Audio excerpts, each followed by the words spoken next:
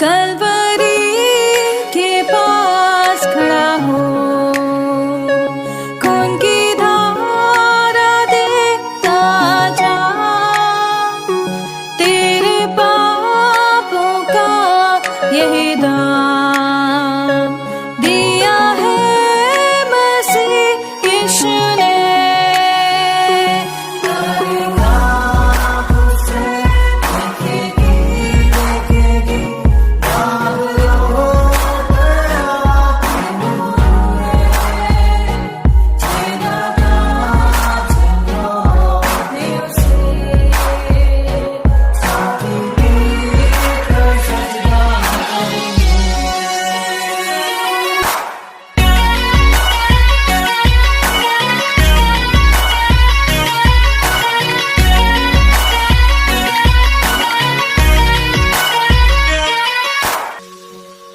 ये हुआ सब तेरे लिए, तूने भी उसे छेड़ा था,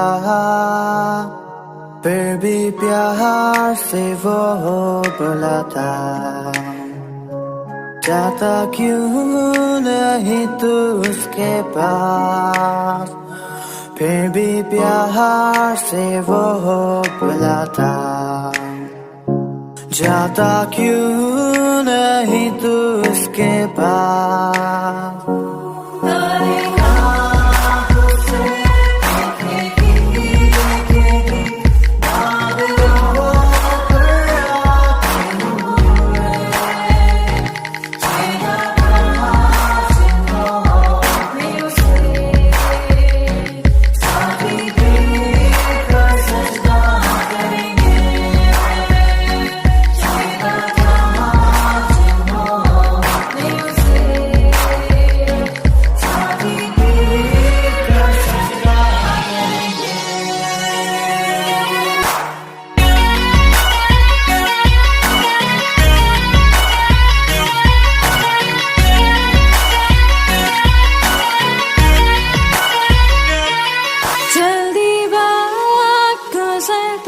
चाहता है, रात अंधेरी आती है, तौबा कर दरवाजा होगा बंद, कुछ ना होगा वे पछताने से,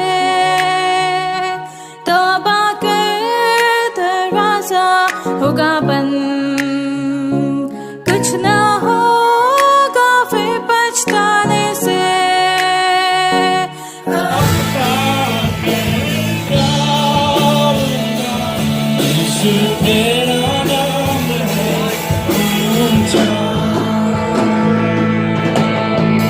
सारी सृष्टि पर तेरा पिता, तू राजा विराज है प्रभु, उससे है जमीन, हम प्रभु परमेश्वर को धन्यवाद देते हैं आज की सुंदर सुबह के लिए। परमेश्वर ने आज की सुंदर सुबह आज फिर से मुझे और आपको दी है कि हम परमेश्वर के पवित्र चरणों में आकर परमेश्वर की महिमा करें। प्रियो, मैं आप सभी का स्वागत और वेलकम करता हूं आज की सुबह इस डिवोशन में। प्रभु आप सबको बहुत आशीष दे। Living Christian movement fellowship ministry Jaipur Rajasthan में भी आप सभी का स्वागत और वेलकम है।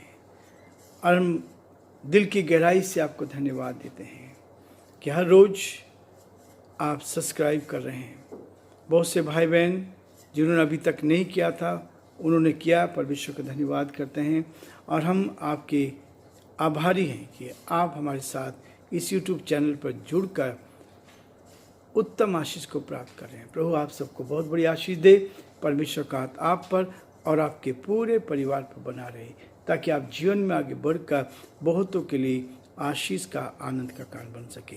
प्रियो, जैसे कि आपको मालूम है कि हम लोग कुलुस्सियों के 30 अध्याय का अध्ययन कर रहे हैं और हमने कल देखा था कि परमेश्वर का वचन मुझे और आपको इस बात के लिए कहता है कि हम परमेश्वर के साथ साथ आगे बढ़कर परमेश्वर की महिमा 8 पद तक हम देख चुके हैं।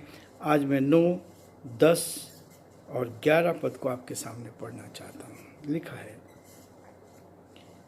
एक दूसरे से झूठ मत बोलो, क्योंकि तुमने पुराने मनुष्यत्व को उसके कामों समेत उतार डाला है और नए मनुष्यत्व को पहन लिया है, जो अपने सृजनहार के स्वरूप के अनुसार ज्ञान प्राप्त करने के लिए नया बनता जाता है।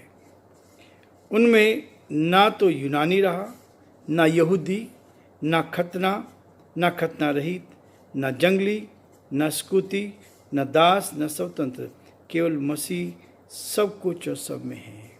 परमेश्वर अपने इस वचन के पढ़े और सुने जाने पर आशीष दे, बरकत दे। परमेश्वर का हाथ आप पर और आपके पूरे परिवार पर बना रहे।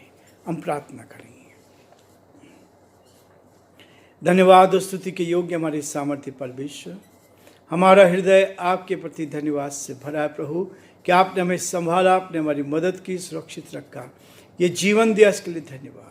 हमारी प्रार्थना विनती, आपका हाथ हमारे साथ बना रहे, आपकी करुणा हमारे साथ रहे, हमें अपने हाथों में ले अपनी उपस्थिति का एहसास दे, ताकि हम पूरी तरह से आप में सुरक्षित रहकर आपकी महिमा कर सके और हर बात में प्रभु आपको धन्यवाद दे सके, आपकी महिमा कान बन सके।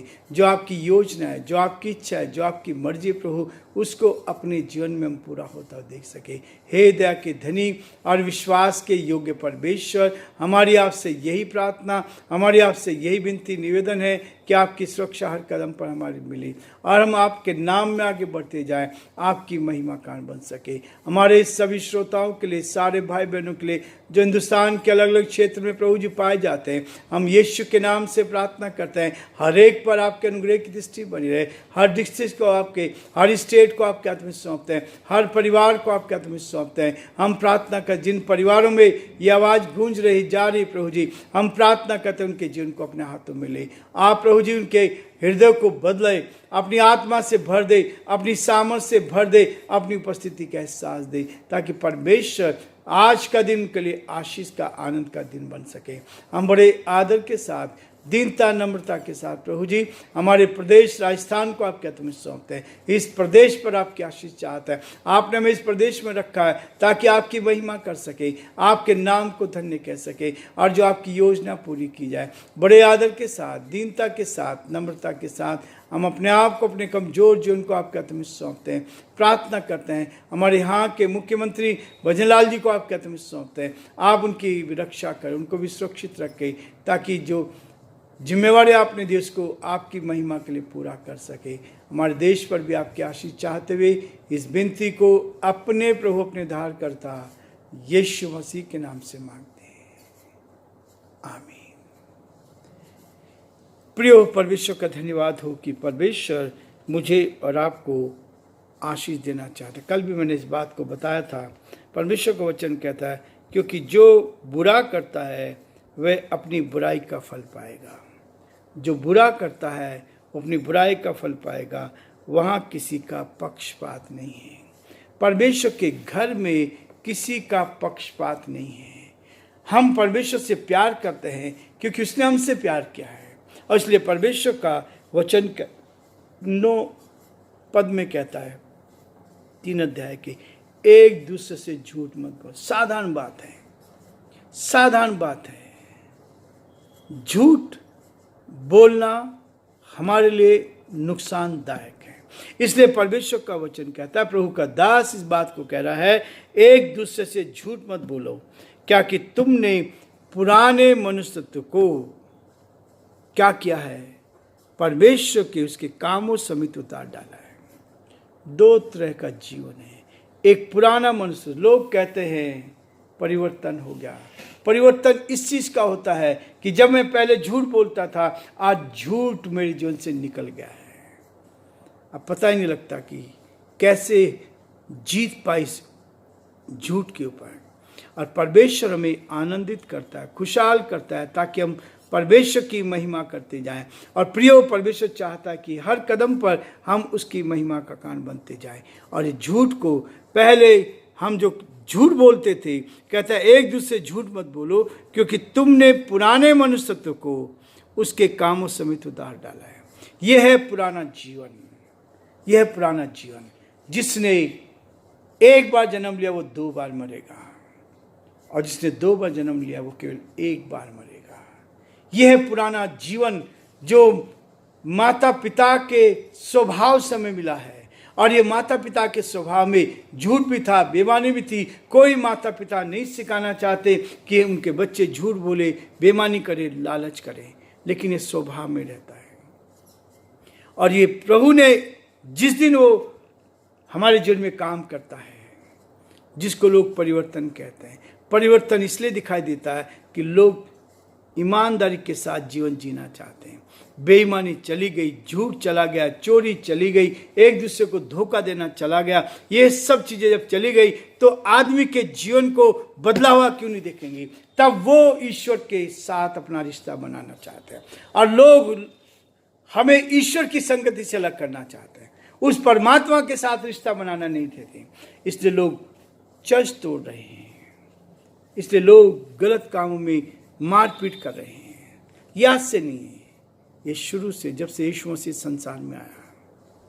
और आपको बता दूं, ये जो सन चले हैं, पहली सदी, दूसरी सदी, आज 2025 साल हो गए हैं, बढ़ते जा रहे हैं। ये तब से हुआ जब यीशु मसीह इस संसार में आए। ईसा पूर्व और ईसा के बाद, यीशु मसीह से पहले और यीशु मसीह के बाद, ये जो आने के बाद, यह है सच्चाई, यह है वास्तविकता। इसलिए प्रियो, परमेश्वर का वचन कहता है कि पुराना मनुष्य तो पूरी तरह से उतार डाला है। झूठ, बेईमानी, फ्रेब, लालच, ये सारी चीजें परमेश्वर ने धो दी है, मिटा दी है। और इसलिए परमेश्वर का वचन कहता है, आगे इस बात को कहता है, और नए मनुष्यत्व को पहन लिया है। उसके बाद प्रभु में कहता है कि झूठ से बचना है, बेईमानी से बचना है, लालच से बचना है, स्वार्थ से बचना है, इन चीजों से बचना है, रिश्वत से बचना है। परमेश्वर का धन्यवाद। मेरे साथ बहुत बार होता है, बहुत बार होता है।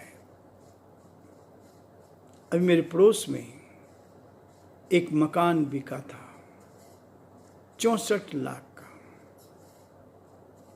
एक भाई ने मेरे से आके बोला कि आप उस मकान मालिक को जानते हैं? मैंने उसी समय उनसे बात करी, फ़ोन किया, उनसे पूछा कितने का? 64 लाख का बेच रहा हूँ, और वो 64 लाख का लेने को तैयार थे। दोनों को घर बुलाया, बातचीत करी, चाय पिलाई, और उन्होंने ये तय हुआ, साई दे दी। 2 महीने में सब कुछ ठीक होके हैंड ओवर करा दिया। देखिए, संसार के लोग, वो भाई क्रिश्चियन परिवार से थे। वो एक दिन मुझे फ़ोन किया कि मैं आपसे मिलना चाह रहा हूँ। मैं समझ गया था। मैंने उनसे कहा मेरे पास समय नहीं, मैं जा रहा हूँ, पुणे में 5 मिनट के लिए आऊँगा। वो आए।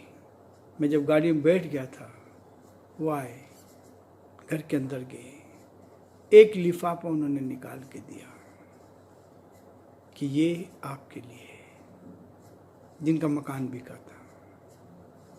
मैंने उनसे कहा नहीं, क्योंकि इतने दिन से आप मुझे जानते हो, मेरे पड़ोस में रही हो, सब चीज़ है, पर आपने कभी भी ऐसा नहीं। आज क्यों दे रहे हैं? नहीं नहीं नहीं, आपके लिए नहीं दे रहा हूँ। किसके लिए? आपके चर्च के लिए दे रहा हूँ। आज तक आपने चर्च के लिए भी नहीं दिया, आज क्यों दे रहे हो? उनका नहीं, आप एक काम करो, मैं आपकी वाइफ को दे जाऊंगा। वाइफ तो लेगी नहीं, फिर मैं आपके ऑफरिंग बॉक्स में डाल जाऊंगा। नहीं, परमेश्वर का धन्यवाद करते हैं। वो निराश होकर चले गए। ये सब चीज़ें जब होती है, जब नया मनुष्यत्व पहन लेते हैं, पुरानी बातें चली गई। और ऐसे बहुत सारे इंसिडेंट जीवन में आए हैं। जब से प्रभु को जाना है, बहुत सारे लालच, बहुत सारी चीज़ें आई, सब कुछ छोड़ दिया। और यहाँ कहता है, परमेश्वर का वचन कहता है, एक दूसरे से झूठ मत बोलो, तुमने पुराने मनुष्य को उसके कामों समेत उतार डाला है। और इसलिए प्रियो, परमेश्वर का वचन कहता है, और नए मनुष्यत्व को पहन लिया है जो अपने सृजनहार के स्वरूप के अनुसार ज्ञान प्राप्त करने के लिए नया बनता जाता है। किसको पैसे प्यारे नहीं है, लेकिन नहीं प्रियो, केवल हमारी मेहनत, जो काम प्रभु ने दिया है, उस मेहनत को हम लेते हैं। बाकी कोई कमीशन, किसी प्रकार का कोई लालच की बात है कि पैसा कमाने के, आज तक 45 साल हो गए, 45 सालों से परमेश्वर ने इन सब चीज़ों से अलग, ना तो किसी को रिश्वत देने के लिए, ना रिश्वत लेने के लिए कभी हमने जीत पाई उसके ऊपर, ताकि हम परमेश्वर को धन्यवाद दे सके। प्रियो, ये जीवन प्रभु चाहता है, ऐसा जीवन चाहता है कि आप परमेश्वर के साथ निष्कलंक बनकर ईमानदारी का जीवन जीते हुए आगे बढ़ते जाएं, और तब आप देखेंगे कि परमेश्वर आपको आशीष देगा। बहुत सारे लोग विरोध में रहते हैं, लेकिन परमेश्वर उन सब में जीत देता है, ताकि ईमानदार बनकर हम प्रभु की महिमा करें, क्योंकि वो आपके जीवन में बड़े काम करना चाहता है। इसलिए प्रियो, आज के दिन हम यही रुकना चाहेंगे, कल फिर से आगे बढ़ेंगे, ताकि परमेश्वर के वचन को लेकर, नई गवाही को लेकर, नए वचन को लेकर परमेश्वर रोज हमारे जीवन में बड़े बड़े काम करता है, ताकि हम प्रभु की महिमा करें। प्रभु आप सबको बहुत आशीष दे, और परमेश्वर का हाथ आप पर और आपके पूरे परिवार पर बना रहे। ये हमारी आपके लिए प्रार्थना।